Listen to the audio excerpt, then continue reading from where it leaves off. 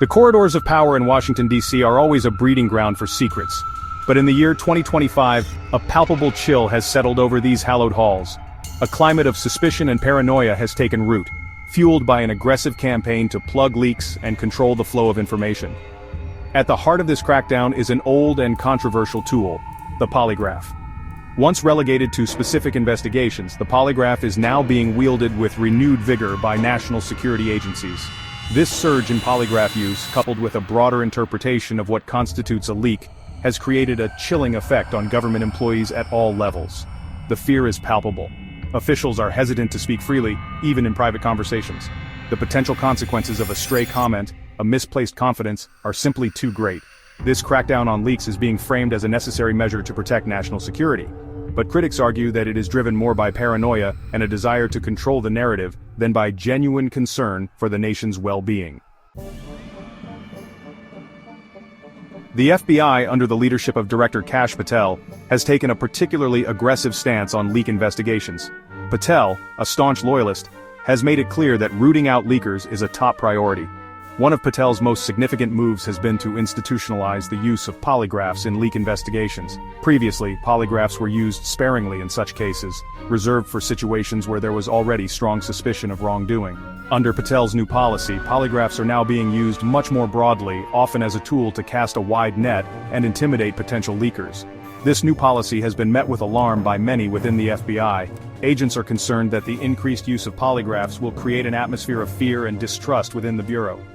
They argue that it will discourage agents from reporting wrongdoing or sharing information openly, ultimately hindering the FBI's ability to do its job effectively. The expanded use of polygraphs is just one facet of the FBI's crackdown on leaks.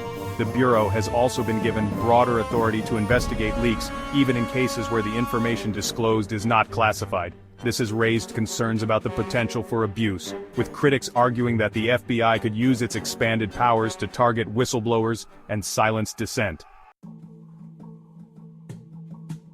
The Justice Department, under Attorney General Pam Bondi, has also played a key role in the government's crackdown on leaks. Bondi, a close ally of the administration, has issued new guidelines that significantly expand the scope of what can be prosecuted as a leak. Previously, leak prosecutions typically focused on the disclosure of classified information that could harm national security. Bondi's new guidelines, however, broaden the definition of a leak to include any privileged or other sensitive information that could sow chaos and distrust. This new definition is remarkably broad and vague. It could potentially encompass a wide range of information, including internal government deliberations, policy disagreements, and even embarrassing personal details about government officials. Critics argue that this broad definition is a deliberate attempt to create a chilling effect on government employees, making them less likely to speak to the press or share information with outside parties. They warn that this could have a devastating impact on government transparency and accountability. The combination of the FBI's aggressive tactics and the Justice Department's expanded definition of a leak has created a perfect storm for silencing dissent within the government. The Pentagon, under the leadership of Defense Secretary Pete Hegseth, has also witnessed a surge in intimidation tactics aimed at silencing dissent and plugging leaks. Hegseth, known for his fiery rhetoric and aggressive leadership style, has made it clear that he has zero tolerance for leaks. Hegseth has repeatedly threatened to use polygraphs on Pentagon officials suspected of leaking information. In one particularly chilling episode, he reportedly demanded that senior officials submit to polygraph tests in an attempt to uncover the source of a leak. These tactics have created an atmosphere of fear and paranoia within the Pentagon. Officials are afraid to speak freely, even in private conversations, for fear of being accused of leaking. This has led to a stifling of dissent and a reluctance to challenge the status quo. Hegseth's methods have drawn sharp criticism from former military officials and national security experts. They argue that his tactics are counterproductive, creating a climate of fear that is detrimental to national security. Section 5. A climate of fear and silence. The cumulative effect of these policies and actions has been the creation of a pervasive climate of fear and silence within the national security apparatus. Government employees at all levels are increasingly hesitant to express dissenting views, challenge the status quo, or even engage in open and honest discussions about sensitive topics. The fear extends beyond the workplace. Officials are wary of attending social gatherings, speaking to journalists, or even confiding in friends and family members. The specter of surveillance and reprisal looms large. This climate of fear has had a tangible impact on the flow of information within the government. Officials are less likely to share information with colleagues, raise concerns through proper channels, or bring forward new ideas. The result is a stifling of creativity, innovation, and critical thinking. The chilling effect on government whistleblowers is particularly concerning. Whistleblowers play a vital role in holding the government accountable and exposing wrongdoing. However, in the current climate, potential whistleblowers are likely to think twice before coming forward, fearing that they will be branded as leakers and face severe consequences. Section 6. Exodus of Expertise. The climate of fear and intimidation has not only stifled dissent, but has also led to a worrying exodus of experience and expertise from the government. Many career officials, disillusioned by the current environment, have chosen to retire early, seek employment in the private sector, or simply resign in protest. This brain drain is particularly acute in agencies like the Department of Homeland Security and the Office of the Director of National Intelligence, where experienced cybersecurity experts and intelligence analysts have been departing in droves. The loss of these experienced professionals is a serious blow to national security. These individuals possess a wealth of knowledge, skills, and institutional memory that is difficult to replace.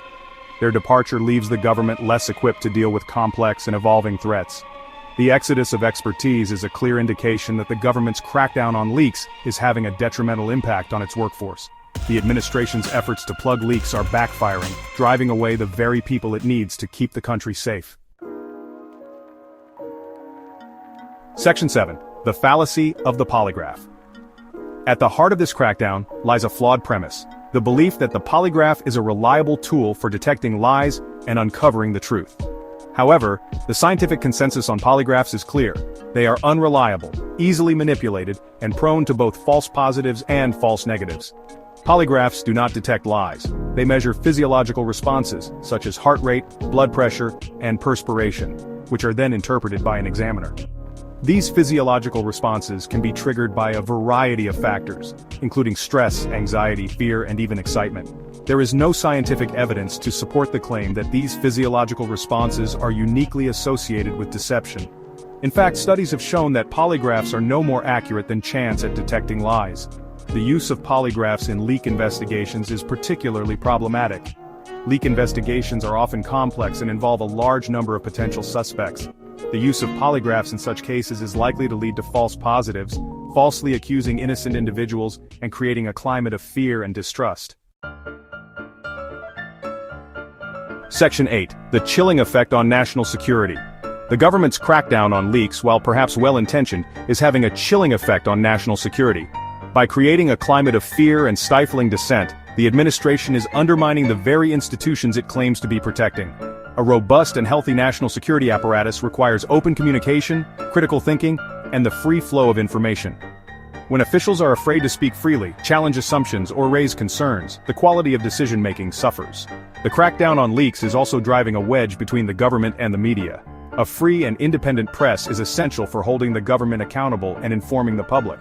However, the administration's aggressive tactics are making it increasingly difficult for journalists to do their jobs.